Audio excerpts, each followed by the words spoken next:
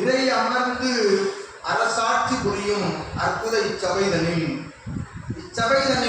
அகத்தியனிடம் சிவமகா வாழை சித்தனிடம் பேராற்றல் கொண்ட தவநிலைதனை சுற்றமாக பெற்று பூவுலகில் இச்சபையோடு தொடர்புக்குள் நற்தொடர்பு கொண்டு, தொடர்பு என்பது ஒரு முறை இருமுறை வந்தமர்ந்து சித்தனோடு உரையாடிவிட்டு செல்வது அல்ல. தொடர்பு என்பது தொடர்ச்சியான நல் வினைகள் தம்மை தீண்டுமாறும் வல்வினைகள் நம்மை விட்டு ஓடுமாறும் அற்புதமான அத்தகைய இடரில்லா தொடர்தனை இன்னலில்லா தொடர்தனை வைத்திருக்கும் சீடர்களிலே ஆற்றல் பொங்கும் சீடர்களாக பல்வேறு சீடர்கள் வழி வழியாக இச்சபையில் கோலோச்சி வருகின்ற நிலைகளிலே அற்புத நிலைகாட்டும் எறும்பீசன் அமர்ந்து அருளாற்றல் புரியும்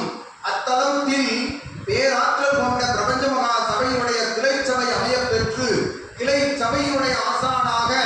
ஆசானாய் அமர்ந்திருப்பவனோடு தொடர்பு கொண்ட இல்சபை ஆசான்கள் எவரோடும் அற்புதமாக நட்பு பாராட்டி ஆற்றலோடு சபை நோக்கி அனைவரையும் அழைத்து வந்து உணர்த்தப்பட்ட உணர்தலை உணர்த்தி தன் உணர்வுக்குள் சித்தனை உணர்ந்து பிரபஞ்சமகா சபையுடைய ஆசானின் சித்த நிலையை உணர்ந்து அவனுக்குள் இருக்கும் உணர்வுதனையும் உணர்ந்து சபையோடு நற்தொடர்பில் அமர்ந்திருக்கும் கிளைச்சபை சீடனே கஜேந்திர பூபதி என்கின்ற அழகு பெற்ற பராக்கிரம நாமம் தாங்கிய சீடனுக்கு அகத்தியன் யாம் நல்ல ஆசி கொடுத்து அவனை ஆளும் அரசியாய் இல்லமாலும் அரசியாய் வீற்றிருக்கும் அத்தகைய இல்லாருக்கும் மலரையர்க்கும் அகத்தியன் நல்லாசி பகிர்ந்து வினா தொடுத்த சீடனே சுயநலம் பொதுநலம் இவ்விரண்டிற்கும் உள்ள இறைவாசிகளாய் அமர்ந்திருந்து இவ்விரண்டிற்கும் உள்ள தொடர்பினையும் அதன் வேறுபாட்டினையும் விளக்க வினவுகின்ற சித்தனே ஒருவன் இறைவனோடு ஐக்கியப்பட வேண்டும், அமர வேண்டும். தான் பிறந்த பிறப்புதனை மறுபடி பிறக்காது பிறப்பறுத்து இறையோடு அமர வேண்டும் என்ற வேட்கையோடு அவாவோடு அறிவு நிலை கடந்து சித்த நிலை பெற்று சிவநிலைக்காக ஞான நிலை பெற்று சபைகளில் தொடர்போடு அமர்ந்திருக்கும் சீடர்கள் யாவருக்கும் சுயநலம் என்ற ஒன்று படிப்படியாக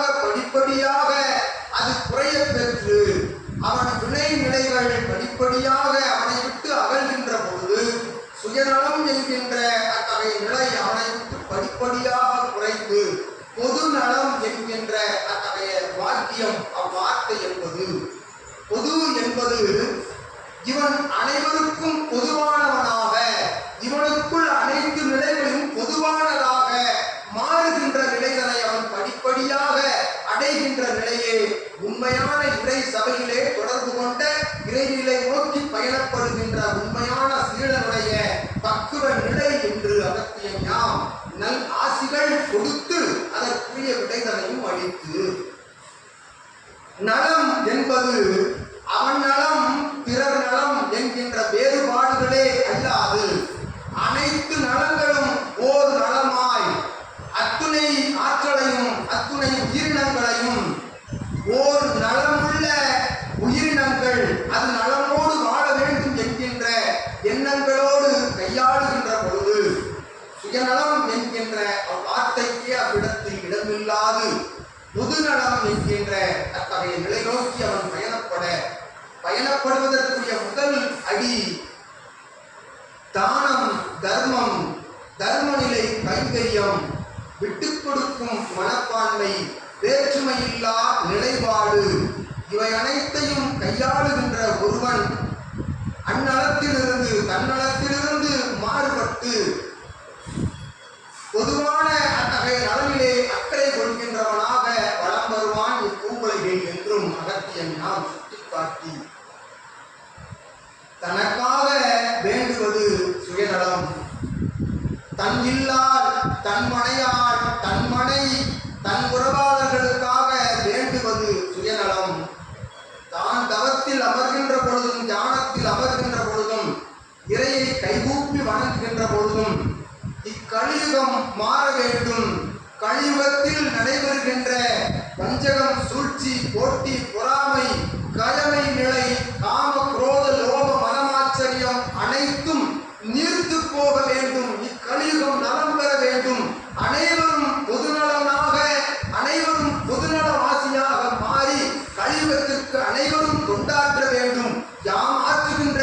தொண்டோடு இணைந்து அனைவரும் தொண்டாற்ற வேண்டும் என்கின்ற அத்தகைய வழிபாடுகளை மேற்கொள்வதே பொதுநலம் என்று அகத்தியன் யாம் சுட்டிக்காட்டி இவ்வினாவிற்குள் விடைகள் அமிழ்ந்து கிடக்கின்றன. பல்வேறு வடிவங்களிலும் இத்தகைய வினாவிற்கு விடைகள் அளிக்கலாம். ஒவ்வொரு பரிணாம நிலையிலிருந்தும் இத்தகைய வினாவிற்கு விடை அளிக்கலாம். இருந்த பொழுதும் அகத்தியன் யாம் 2 வாக்கிய நிலைகளுக்குரிய வேறுபாட்டினை அகத்தியன் சுட்டிக்காட்டி அற்புதமாய் தன்னலம் நாடுபவன் சுயநலவாதி, தன்னலம் எந்நலமாக இருந்த பொழுதும் மற்றவர்களுடைய நலவாழ்வினை கருத்தில் கொண்டு அவர்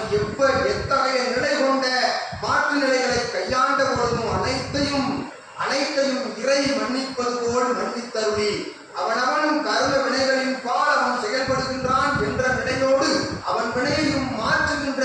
நிலைக்குரிய முயல்வுகளை மேற்கொள்வதே பொதுநலம் என்றும் யாம் அகத்தியன் அற்புதமான ஆசி கொடுத்து இல்சபை ஆசானாய்